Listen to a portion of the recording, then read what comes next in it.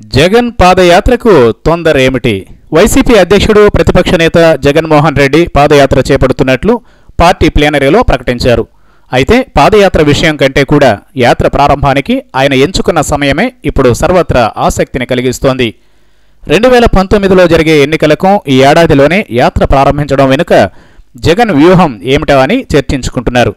October 27న ఇడుపులపాయలో మొదలు కానున్న పాదయాత్ర 6 నెలల పాటు కొనసాగి అంటే 2018 ఏప్రిల్ నాటికి ముగుస్తోంది. అంటే అప్పటికి ఎన్నికలకు ఇంకా ఒక ఏడాది సమయం మిగిలే ఉంటుంది. మరి పాదయాత్ర విషయంలో జగన్ ఇంత తొందర ఎందుకు పడుతున్నట్లు? కేంద్రంలో అప్రతిహతంగా దూసుకుపోతున్న మోదీ రాబోయే ఎన్నికల్లో విజయంపై పూర్తి భరోసాతో ఉన్నారు.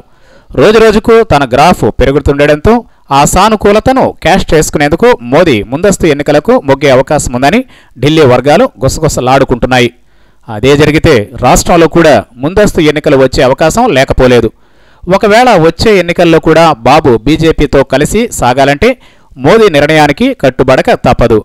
ఈ పరిణామాన్ని ఊహించే పాదయాత్రను జగన్ త్వరగా ప్రారంభిస్తున్నాడని పార్టీ వర్గాలు చెబుతున్నాయి. అదీ కాక నియోజకవర్గాల పెంపు జరగబోదని కూడా జగన్కు మోదీ హామీ ఇచ్చారని, తమ నాయకుడు ముందుగానే పాదయాత్ర షెడ్యూల్, రూట్ మ్యాప్ ఖరారు చేసుకున్నారని వైసీపీ నేతలు అంటున్నారు.